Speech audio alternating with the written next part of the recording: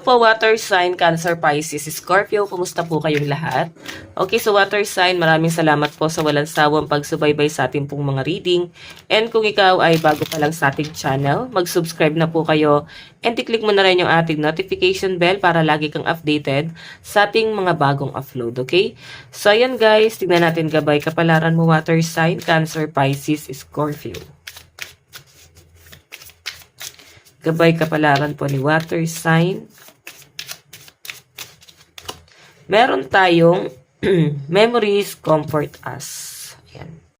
So, water sign ang nakikita ko sa inyo, I think ngayon, nag-hold back ka, no? May mga nangyayari sa past mo na parang dun ka humuhugot ngayon ng lakas or pwedeng ito yung nagiging motivation mo. Parang ito yung way mo para i-comfort mo yung sarili mo or parang i-pamper. Ganun yung energy, no? So, hayan. Okay? Water sign, kung makikita mo, parang namimiss mo yung ikaw, siguro nung kabataan mo na masyadong inosente, hindi pa masyadong mulat, no? Pwedeng sa mga hindi magagandang nangyari sa buhay mo or nangyayari sa buhay mo ngayon. So, parang dati wala masyadong problema. Ayan, tignan pa natin water sign.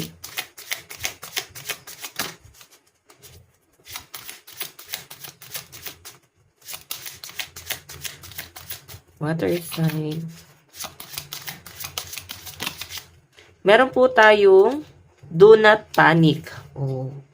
Sa kasalukuyan, nakikita ko na parang ang daming pressure sa inyo. Nahihirapan ka sa obligasyon, nahihirapan ka sa trabaho, parang hindi mo alam ano yung uunahin mo. Pwedeng sa gawain sa bahay. So, ganun hindi mo na alam kung yung unahin mo, nababalisa, ganun yung energy na nasasagap ko sa mga water sign na nandito.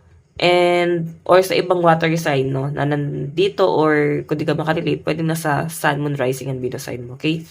So, yun guys, sinasabi dito. Ngayon, parang, as in, balisa ka. Kung makita nyo may moon, 'di ba? Parang naapektuhan ka. Okay? Red pa siya. So parang lunatic yung energy.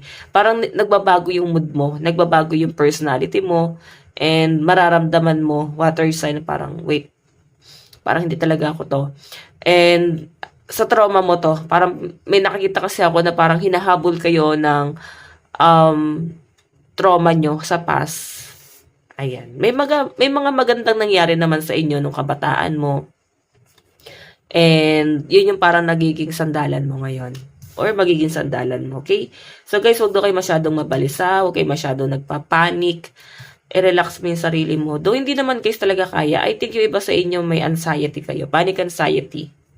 Okay, hindi nyo guys maiwasan. Yung tipong bigla na lang iiyak na walang dahilan. Ganun po. Tignan natin. Okay, tignan natin. Meron tayong relieve the pressure. Relieve the pressure. Diba?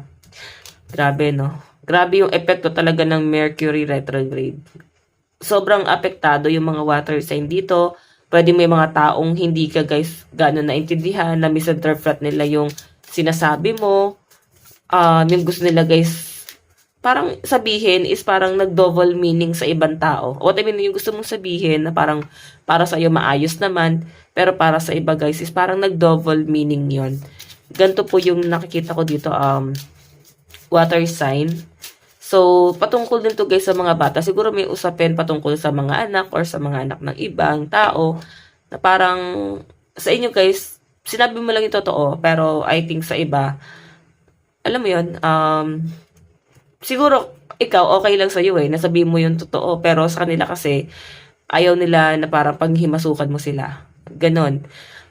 Water sign, kung may mga sinabi ka naman para sa inyo is, wala lang yun. Pero, pagdating kasi sa iba, nagiging insensitive ka.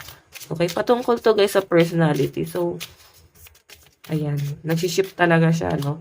Meron tayong stand up for yourself. So, nakikita ko naman guys, may mga water sign dito na parang maninindigan, parang ipaglalaban mo yung sarili mo na wala akong ginawang masama, hindi mali yung ginawa ko, wala na akong maling sinabi. Parang, bakit ganyan yung nagiging reaction mo ngayon? Parang ganun yung atake, no?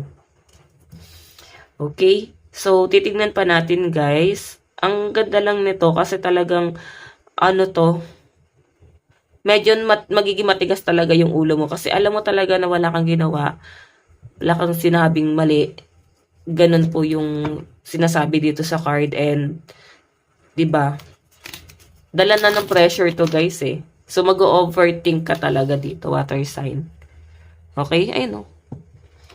Parang wait lang, wag ganun parang grabe yung takot eh. May inis din guys. Ganyan yung nafe-feel ko. Magiging defensive. May mga nakakaalitan. Hindi to guys sa ibang tao, sa mga kaibigan or katrabaho. Hindi eh. Parang trauma. Siguro yung iba sa inyo may postpartum. Meron po tayong let's be crazy. Ayan na. 'Di ba? Ibig sabihin guys, kailangan laruin mo lang, no? Kung may mga ganyan ka pinagdadaanan ngayon, laruin mo lang siya. Huwag masyadong tambayan 'yan kasi ma-overcome mo siya guys eh. Okay? Tignan natin. Ano pa ang gustong sabihin sa inyo? Water sign. Meron tayong clover, release your guilt. 'Di ba? Parang medyo magi-guilty yung iba sa inyo. So sinasabi lang dito, kailangan mo na sigurong i-release 'yan. Yung mga guilt na nararamdaman mo, pwedeng wala naman talagang problema, pero ikaw kasi, naapektuhan ka pa rin, parang nag-overthink ka na, baka may problema naman talaga. So, kailangan mo siguro guys, i-open up yan doon sa taong, feeling mo is nagigilty ka sa taong yun. So, i-open mo sa kanya yan, pag-usapan nyo, 'di ba? Para malaman mo rin na parang, ay wala naman pala talagang problema. 'Di ba? Baka ikaw lang yung nag-overthink. Wala naman talaga guys problema. Tignan natin, meron po tayong thorns. Okay, weave together the crown you deserve. 'Di ba? Kailangan lang talaga guys, parang kailangan lang dito na mag-matured ka. Okay? Though matured naman talaga ang mga water sign, no? Emotional lang, pero matured yung mga yan. Pero sinasabi rito, parang kailangan lang na parang sa sitwasyon mo ngayon is huwag ka masyadong mag-overthink dito. Baka kailangan mo mag-mature dyan sa sitwasyon na yan. Diba? Kagaya nga ng sabi ko, baka nasa iyo lang yung pag-iisip na baka may problema or may mali kang nasabi. Pero sa iba parang wala naman. So guys, lucky number is 21 and 14. Tignan pa natin guys, ano naman ang inyong advice. Meron po tayong fellow travelers. Support is all around you. Okay, ayan. Fellow travelers. Ang cute lang na to guys, no? Ang daming taong nakasupport sa inyo. Ang daming taong nagmamahal sa inyo. 'Di ba? So, I think grabe lang yung pressure sa inyo. Okay? So guys, ito lang po ang inyong reading. Bukas po ulit. God bless and love you all. Bye-bye.